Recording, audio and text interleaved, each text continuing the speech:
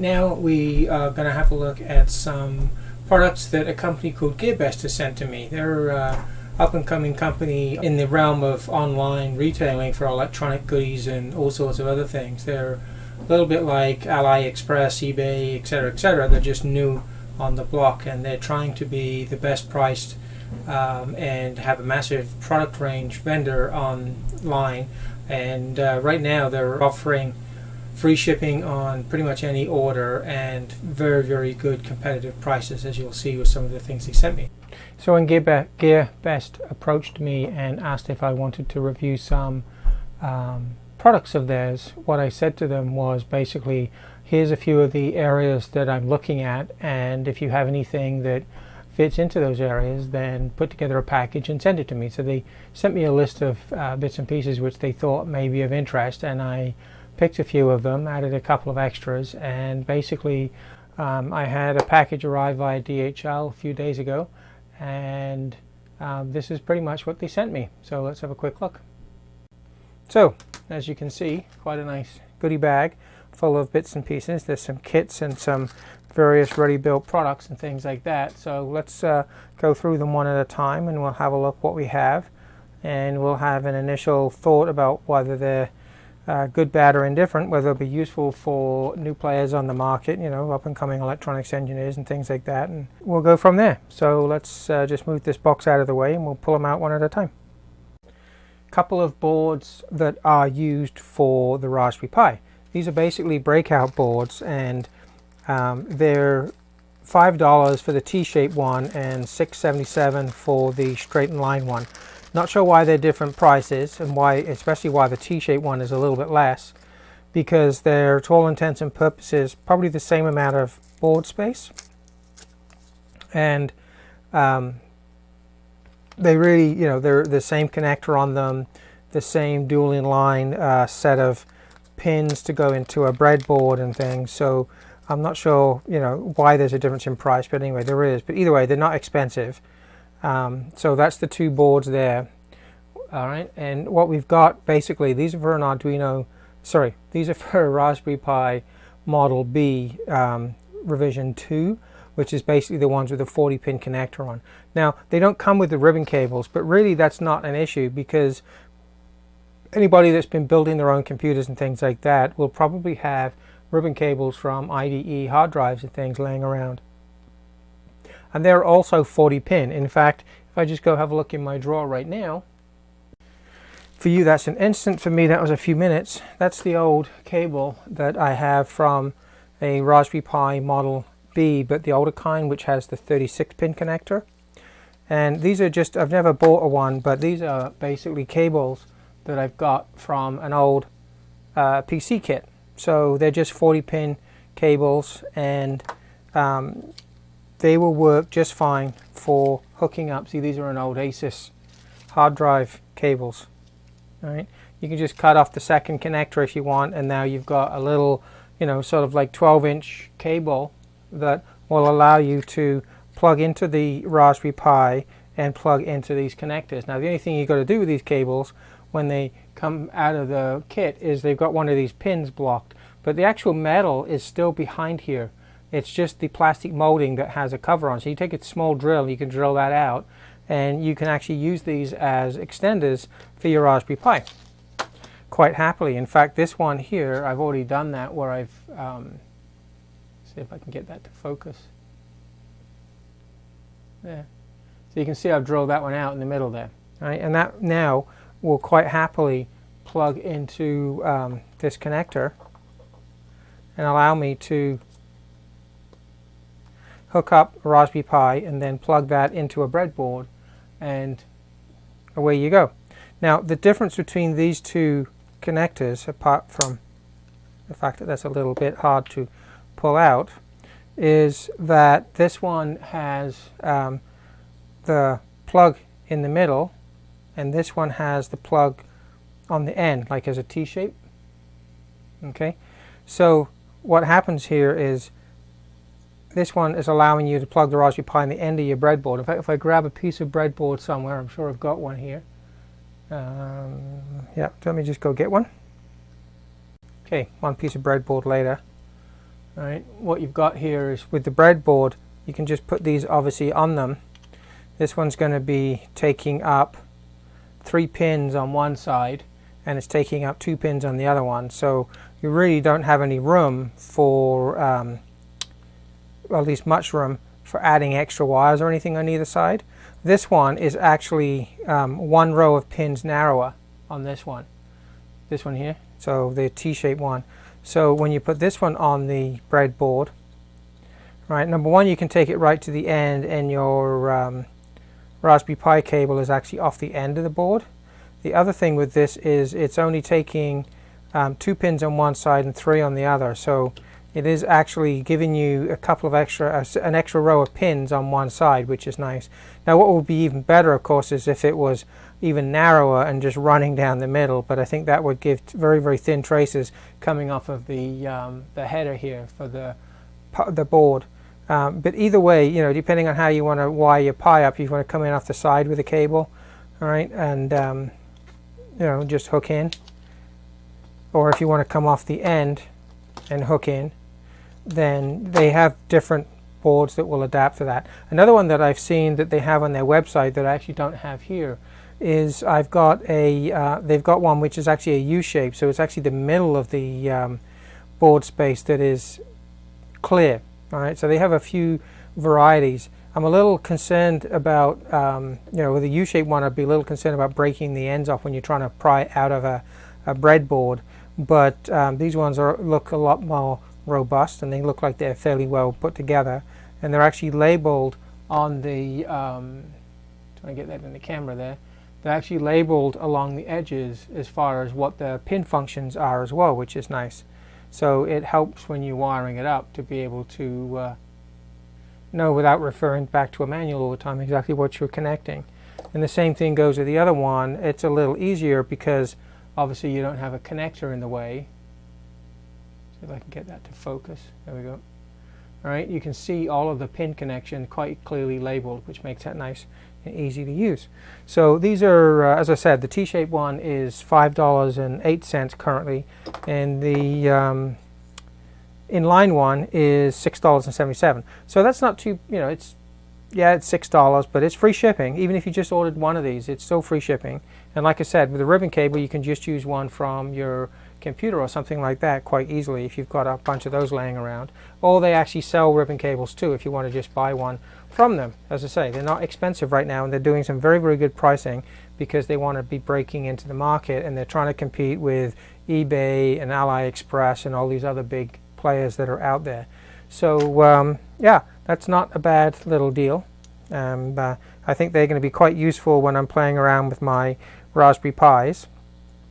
So because I've only got the old Raspberry Pi 26-pin breakout header at the moment, so these will be used quite extensively for that going forward, and that'll be, well, handy. So okay, that's those. Let's move on to the next item here. So a few of you that have been watching my channel, you've been asking about these 4-digit displays. All right, I use some on my power supply project to show people how to hook up and measure the volts and the current at the same time and things like that. And the ones that I actually ended up using, I can't seem to find them anymore at that range. Now, GearBest does have these ones. Now, the only difference is these go from 0 to 30 volts, and they go from where's the other half of that? Yeah, 0 to 33 volts, sorry, DC, and up to 3 amps. And the current range has 2 ranges on them. It has a 0 to 1 amp where it shows it down to 100 microamp resolution. So it's still 4-digit with it being 999.9 milliamps.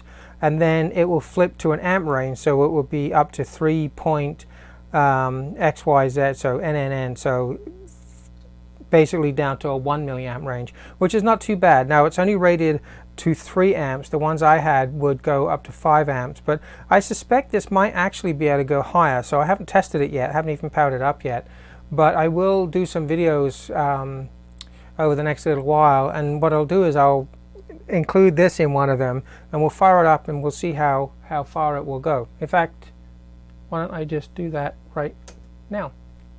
So let me just put that aside while we look at something else, and we'll come back to this, and I'll power it up and we'll have a look at whether it does go up there and see how accurate it is. So if anybody that's been watching Martin Lawton's channel will recognize one of these things pretty much right away. It's a USB volt and current meter. Now the ones that Martin's been reviewing have been a little more advanced. This one basically is only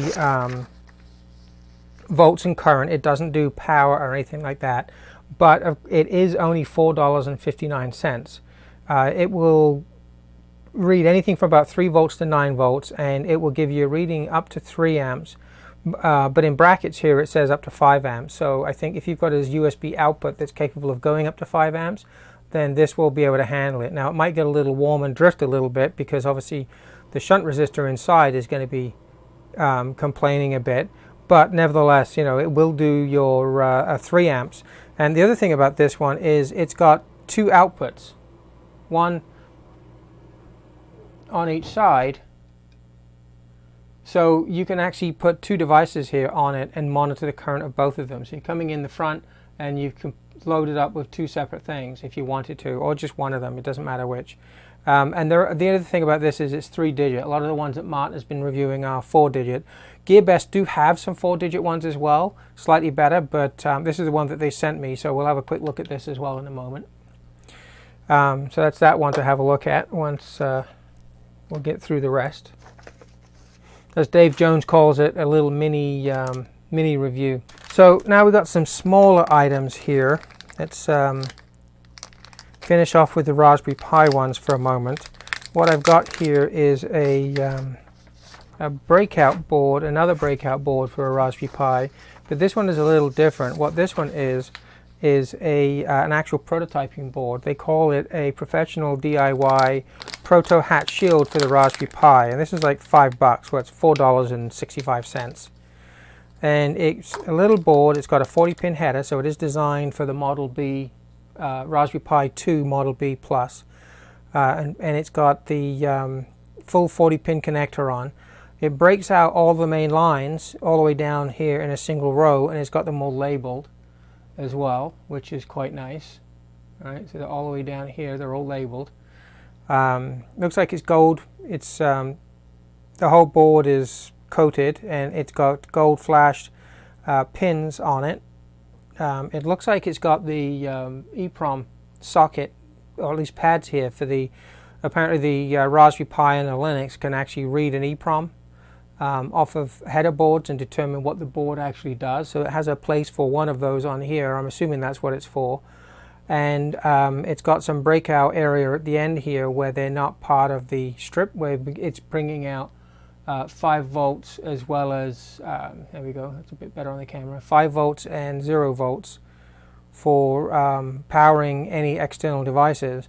And then the other main thing with this is it's got a slot for the camera cable to come out, and it's basically 2 rows of 1, 2, 3, 4, 5 sockets. So you could put a couple of chips in here and then have some output connectors flying off on the sides here to something else.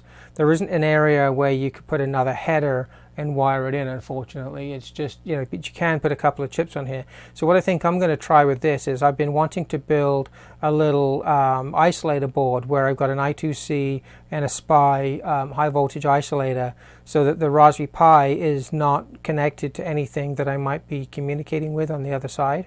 So I'm going to probably use that for something like that. And anyway, these things are, well, $4.65, so it's not too bad a price. And as I say, that includes the shipping and everything. So, and that'll just plug right on the Pi. Now, the one thing I would have been nicer for this is if they actually had a pins that came right up through. So through, you know, the plug socket kind of thing, rather than just a socket, because then you could actually build something up on here and then plug another board on top, which would be kind of nice. But unfortunately, that's not what they've done, so can't do that. I might actually try and solder a row of headers on here because I want to be able to have an LCD panel running and be able to drive some external devices too. I know one of the things that I'm going to set up is driving a bunch of stepper motors from a Raspberry Pi and under Windows 10, but I want to be able to have the LCD panel on at the same time so that I can actually be driving the stepper motors from a display and touch controls on the Raspberry Pi LCD screen. So anyway, we'll see what we can do with that. It also comes with some little standoffs and things in a bag with some screws. I haven't checked to see whether they made up directly with the Raspberry Pi or not. I'm presuming they do. I don't know if I have one quite to hand right this second. 3 things left. Now these all follow the same theme, and what they are is we have a battery charger. It's a 3 amp lithium ion battery charger module. This one will charge a single cell up to 3 amp charge. What it doesn't have is a load control as well. It is literally, you provide power in up to, I think, 24 volts, and it will charge a 4.2 lithium ion battery up to 3 amps. If your charging input voltage is less than 12, it'll provide 3 amps. If it's more than 12, I think what it's saying here is it may get a little hot, and you should really try and reduce it down to about 2 amps of charge current. Anyway, we'll give that a try as well. I have lots of lithium ion batteries that I need to charge, and I'll use this and the other ones to evaluate what it will do. So that's the 3 amp one. We'll have a look at what's on that one as well. The chip, they've got the chips on the back, and we'll have a closer look to see exactly what those are. This one has a USB-B connector on it, right? Type of connector. This one will take obviously USB voltages, so basically normally 5 volts in, and you put a lithium ion battery on here and it will charge it up quite happily. Now again, it doesn't have a control where you have the battery and then the separate load outputs. It's just to the battery. So you know, if you were trying to prevent minimal draw on some kind of supply, I don't know if it backfeeds when you're not feeding power in. We'll have to play with it and have a look at what the chip does. But basically it's a 1 amp charger for lithium ion batteries, and it can be driven off of USB, and there's no buck regulator or anything like that for it. And it will give you charging current 1 amp, 1.5% charging precision on the current and the voltage. It's got LEDs to tell you whether it's charged and whether it's busy charging. So red when it's charging, green light when it's fully charged. And it uses a mini USB connector. That's that one. And then the last one that I have in here, which is, I've been saving the best one till last, is it's another USB charger, but this one happens to have, it's also a 1 amp lithium battery charger.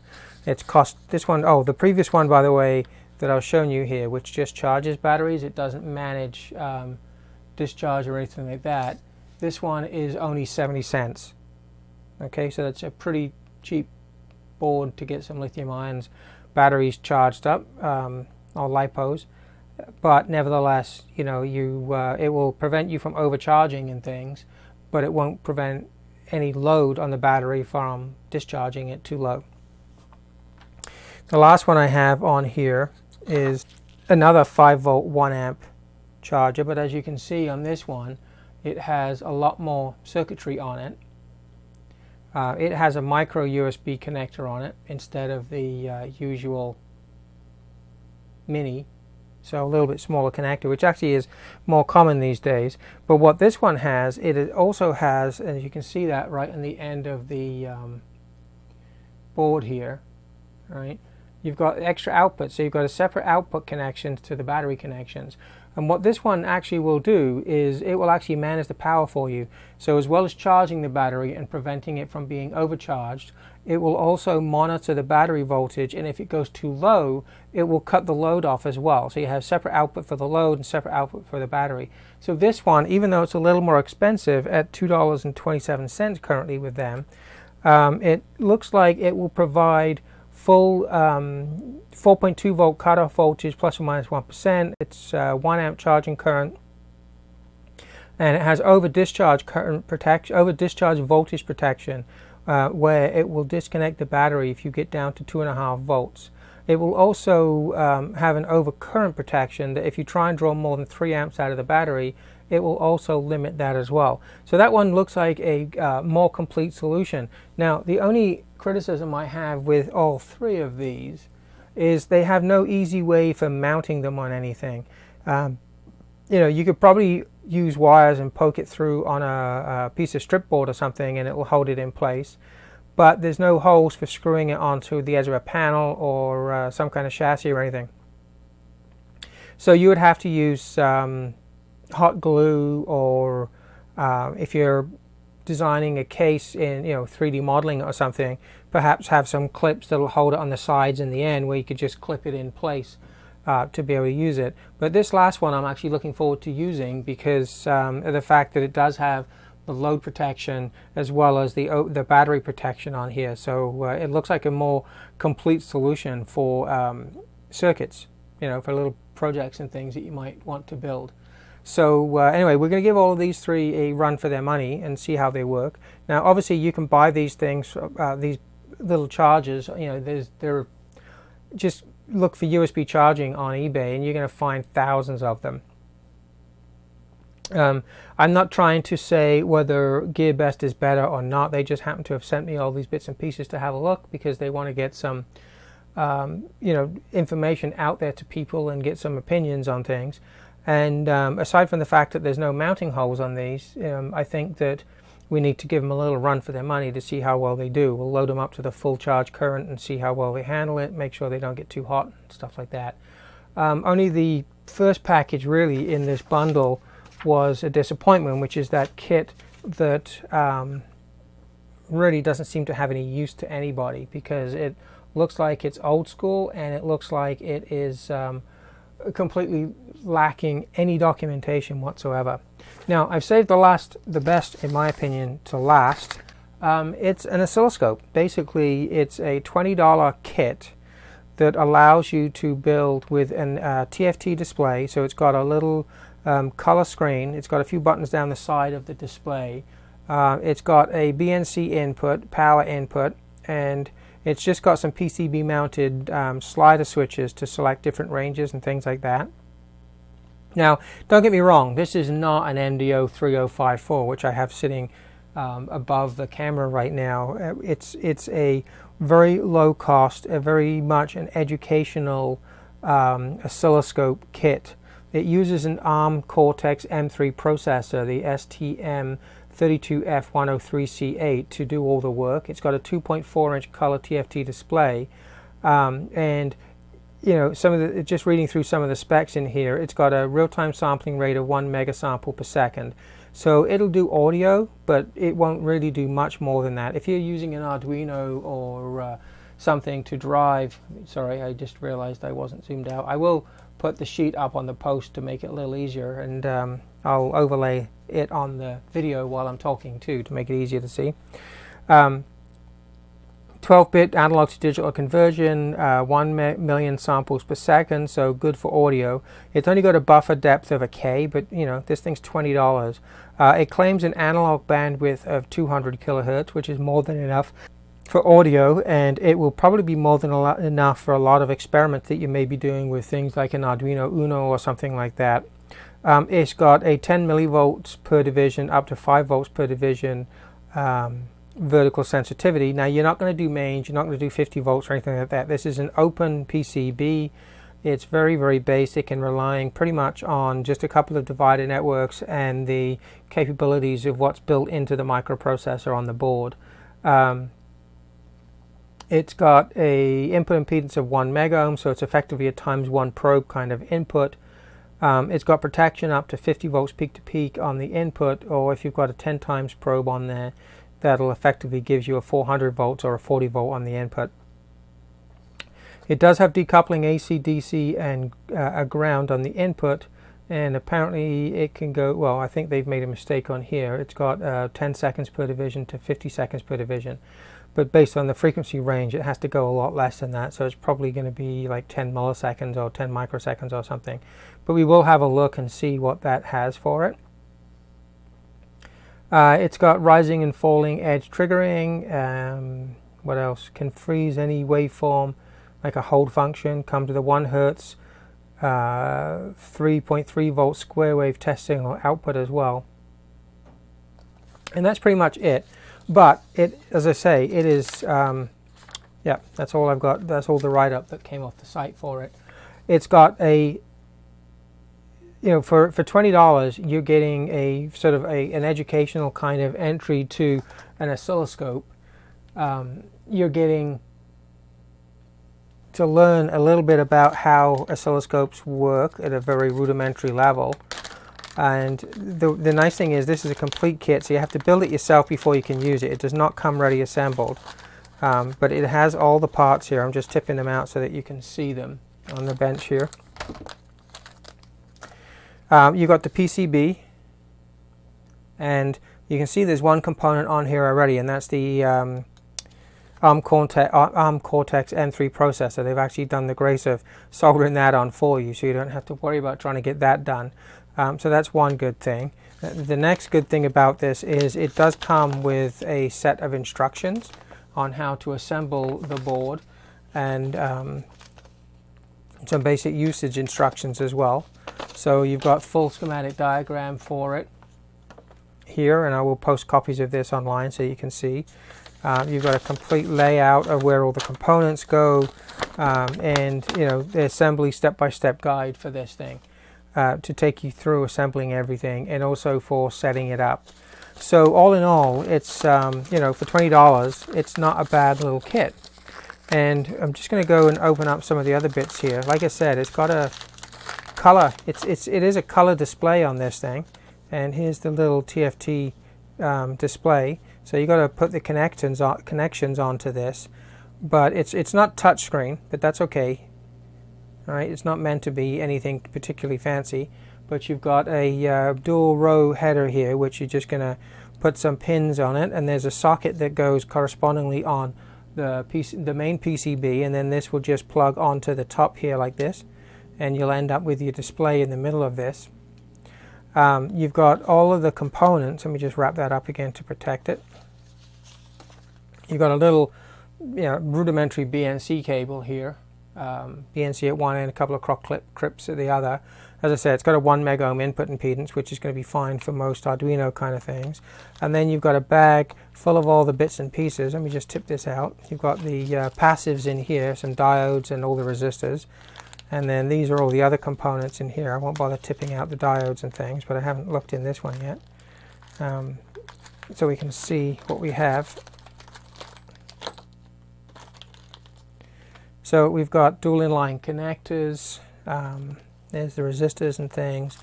All the capacitors, crystals, through-hole components are in here, including the crystal for the microprocessor. Some trimmers and things like that are there.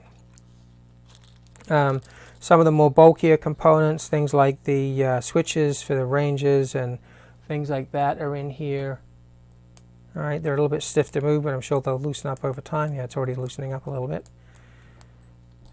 We've got 1, 2, 3 switches. We've got a little USB connector. It's possible that you might be able to upload maybe some data up to a computer or something. That's always possible, and that would be nice. There's another USB connector. So we've got 2 of those. Maybe one's for power. Anyway, so there's 2 of those. We've got a bunch of standoffs. We've got a PCB BNC connector, barrel connector for power, some larger capacitors for decoupling, a bunch of tactile push-button switches for selecting probably different ranges and functionality, some header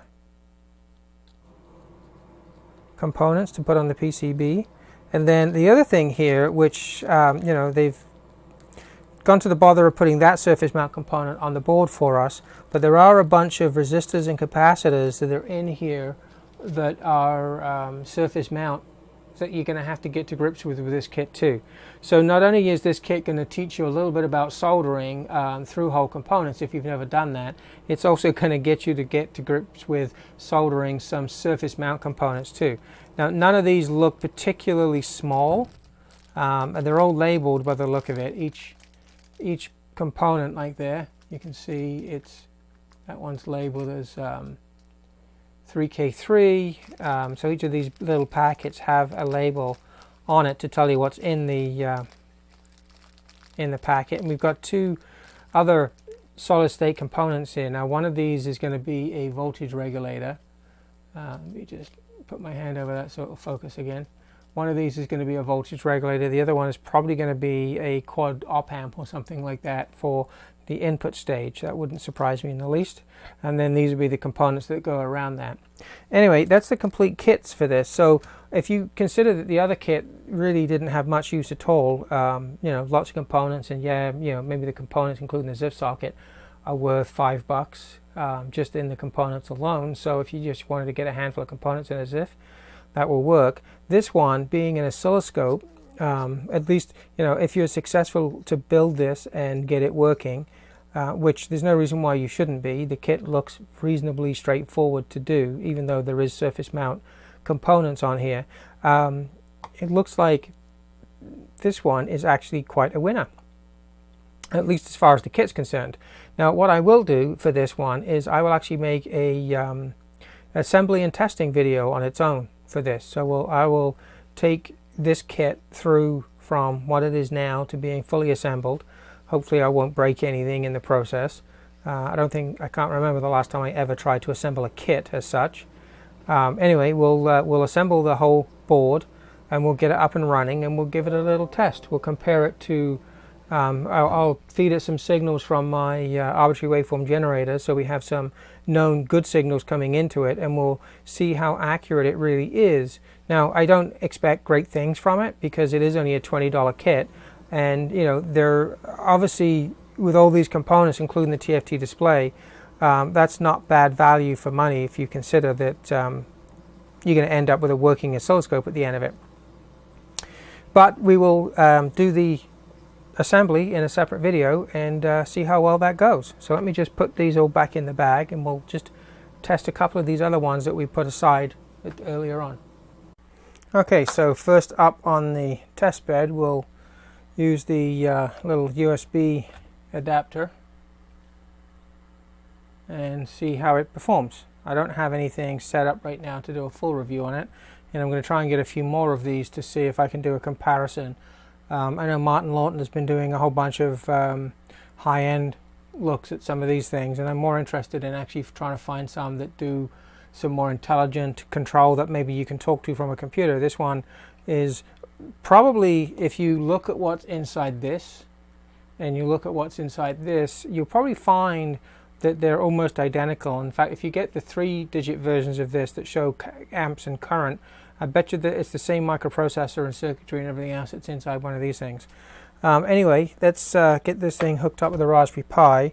This Raspberry Pi should be drawing maybe 500 or 600 milliamps out of the USB, so I'm not going to bother hooking up anything else other than power to it, just so that we can see what will happen. But let me just grab a USB cable here, and the first thing to note when we plug this in, of course, is what it reads from the USB.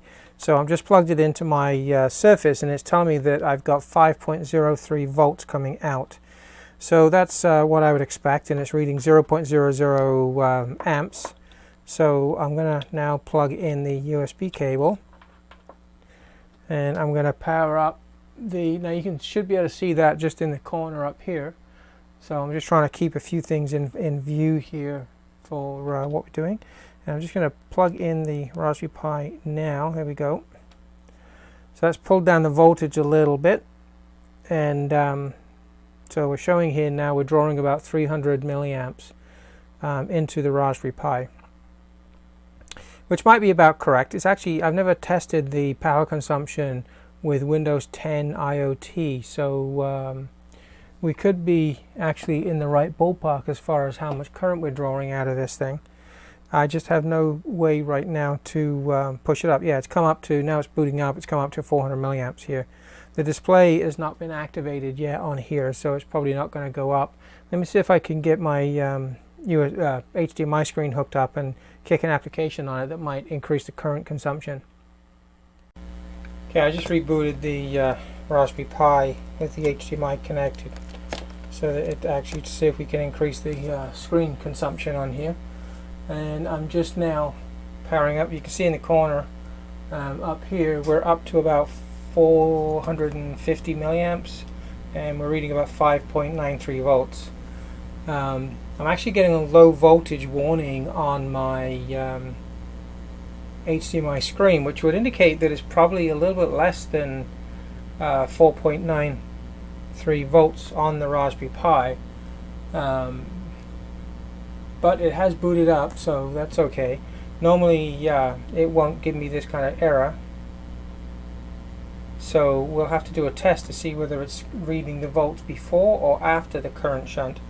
We'll do that when we do a little more detailed comparison, and maybe I'll see if I can open it up or something.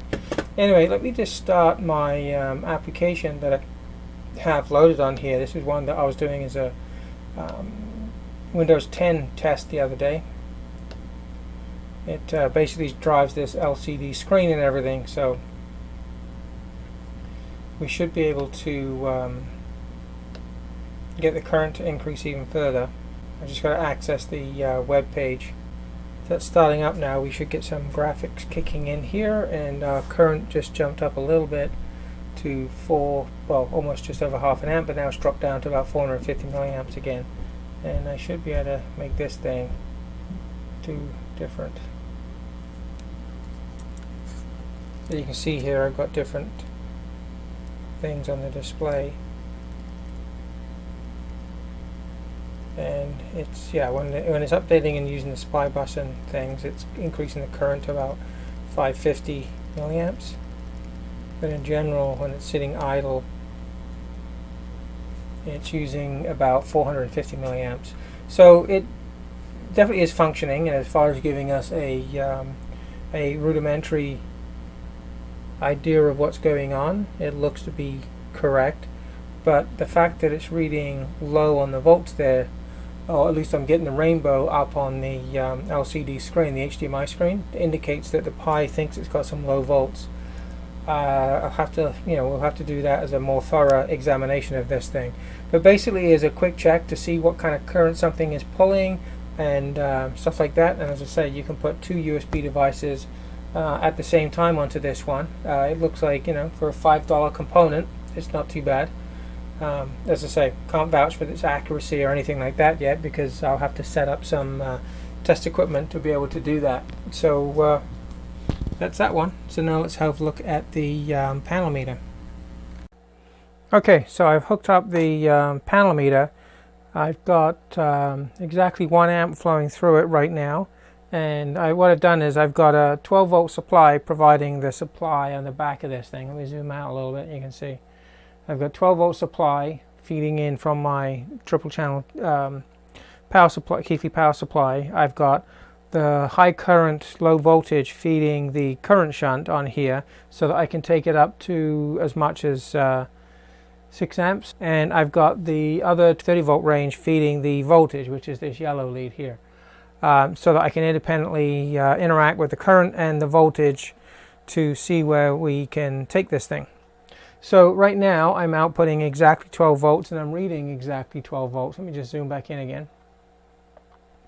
So as far as a quick review of the accuracy of this panel meter is concerned, that's pretty spot on. I'm going to take channel 2 down to 1 volt and see what that reads. So that's 1 volt exactly. So that's reading 0.99, 0.98. So not too bad. Let's go up to 5 volts. Just give it a quick run, 4.99. That's not too bad. Let's go 10 volts. So 9.98 within a couple of digits, 20 volts. Yeah, that's flickering up 19.99 to 20, and I'm outputting exactly 20. Let's go 30 volts. And that's reading exactly 30, and I don't know if I can go to 33 on this. No. 30.1 is the highest that this particular channel of my power supply will go to, but that's pretty good. It's, I'm outputting 30.1 volt and I'm reading 30.11 if I go back to exactly 30. So that's within one, well, it just flipped down to exactly the right reading now. So let's play with the current now on channel 3 of my power supply. Now, according to this, with 1 amp, I've got 128 millivolts on the meter. So allowing for cable and everything else, there's probably 50 milliohm shunt resistor in here. And as you can see, I'm outputting exactly 1 amp, and this is reading exactly 1 amp, which is quite remarkable. I'm going to output half an amp. Now you can see what's happened there is it's actually switched range. It's reading 500.0, so it's reading down to 100 microvolts. I actually can't change my power supply to that level of accuracy, so I have no way of... so on my power supply I'm reading 0.100, and so 100, and that's pretty much what this is reading, spot on 100. So if I go up to 999, 0.999 volts going, amps going out, I want to just take this to the point where it's not flipping over to the next range. So you can see there, I'm outputting 999 milliamps, and it's reading 999 milliamps. Pretty much spot on. Now if I go to exactly 1 amp going out, you can see that's flipped it up to exactly 1. Now this has a range, it says on the side, of 3 amps, but I suspect that it will be able to go higher than that. I think the limitation is probably because the current shunt on the back of this thing is going to get warm. So let's up it to 3 amps just to see what that'll do. And there we got it. That's reading exactly 3 amps, so that's, well, you couldn't ask for it to be more accurate than that. Let's go up to 4 amps. And see if we're still getting a good reading. We are 3.999, 5 amps. So that's reading 5 amps, 4.998. I'd imagine the shunt on the back is, yeah, it's starting to get hot to the touch. I wouldn't be able to leave my finger on there any longer. It's starting to get uncomfortable. Actually, I probably could. But yeah, 4.998. But I mean, this digital panel meter is rated at 3 amps, and you can see that even though it's rated at 3 amps, it's quite happily showing me 5 amps. So it is getting warm on the current shunt on the back of this thing, because 5 amps, that's probably about a full 5 amps at 50 milliohms is 5 5s 25, so probably 250 milliwatts, so a quarter of a watt that it's dissipating, but it's only a short piece of wire, so it is going to be getting warm. So I'm going to take it back down to 3 amps. Probably because I've warmed it up, it's gone out of calibration just slightly. When it cools down a little bit, it's probably going to come back in, back to 1 amp.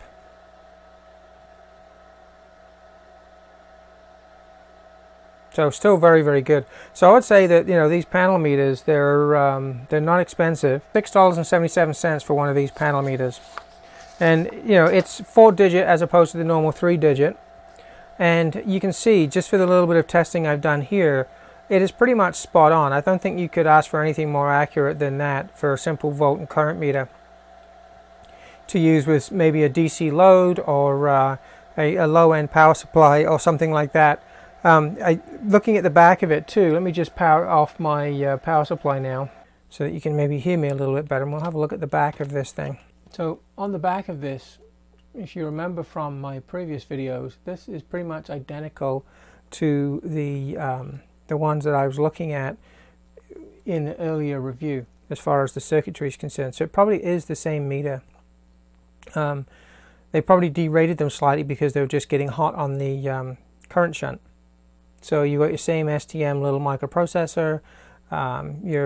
This one, the switch allows you to do some voltage or current offsets if you've got long wires for things, and you've got your current shunt in exactly the same place.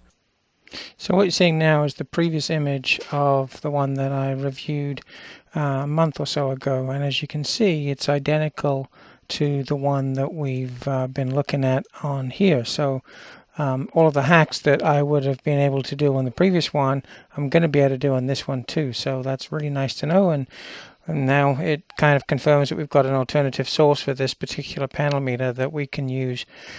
I haven't tested it yet, but I'm pretty sure it's going to go up to 60 volts or so as well on the voltage range, even though it's only saying 30 volts and 3 amps. It's pretty much going to be able to do a lot more than that. I think they're just keeping the ratings within safety margins and things for testing.